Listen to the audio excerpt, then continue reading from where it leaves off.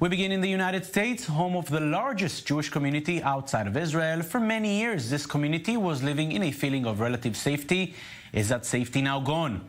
The shooting in a synagogue in Poway, California, was the second such attack in 6 months. A short time ago, at a session of the UN Security Council, Israeli ambassador to the United Nations, Dani Danon, addressed the attack and the fear of growing anti-Semitism.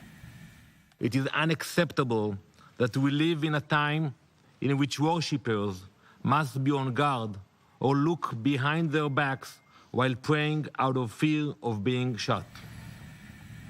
And joining me here in the studio is I-24 News Senior International Affairs Correspondent Owen Alterman. Owen, thank you for being with us.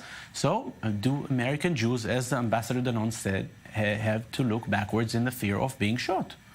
Look, in the absolute sense, Jonathan, the answer is no. There are 2 synagogue attacks over the course of 6 months in a country with hundreds, if not thousands, of synagogues where worshipers meet every week and often every day or multiple times a day for services. So I don't know that people need to have this in mind when they walk into a synagogue, but that doesn't reduce the concern of the fact that we've had the second attack in 6 months.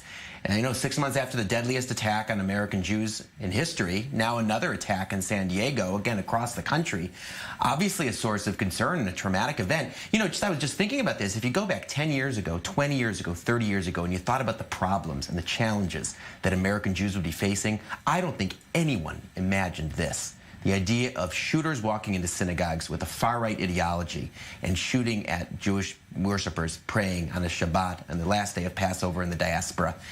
It's just something that in the broader sweep of our times has just come as a huge surprise, as a huge shock to so many of the 5+ million American Jews. We're speaking a lot of anti-Semitism, and we compare perhaps the situation in the United States to that of Europe. But while in Europe we see some kind of a new anti-Semitism, perhaps coming from the large influx of Muslim immigrants, in the U.S., especially in this case, we're seeing this is the classic anti-Semitism from the past.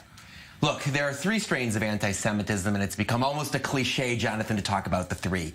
Right-wing anti-Semitism, which has led again to those 2 synagogue shootings in the United States. Left-wing anti-Semitism, which has not led to violence, but has led to some verbal attacks that have been very upsetting to people, whether it be from Ilhan Omar or, of course, from that cartoon that was published in the New York Times a few days ago. And, of course, there's Islamist anti-Semitism, which has resulted in terrorism. Could be described as the kind of terrorism in the Israeli-Palestinian conflict, although you could argue that that's different, but certainly in the attacks on many Jews in Europe, particularly in France.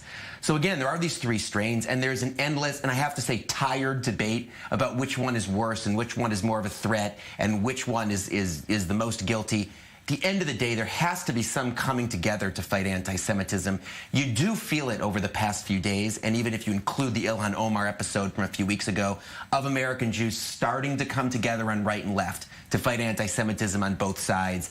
But Jonathan, there have been too many examples of American Jews after, and not only American Jews, but Jews around the world, after these incidents, simply pointing fingers at the other side of the political spectrum. It really holds back the fight against anti-Semitism. You would hope that an event like this could present an opportunity for a turning point. We'll have to see.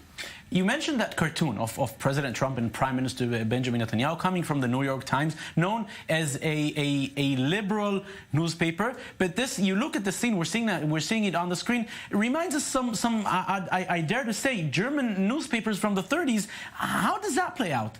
Well, look, there's a long literature and lots of studies about how anti-Semitic tropes have moved from the far right to the far left, how they were taken on, for example, by the Soviet Union, and that way disseminated to the far left of the political spectrum and it made its way to Islamist groups in the Middle East.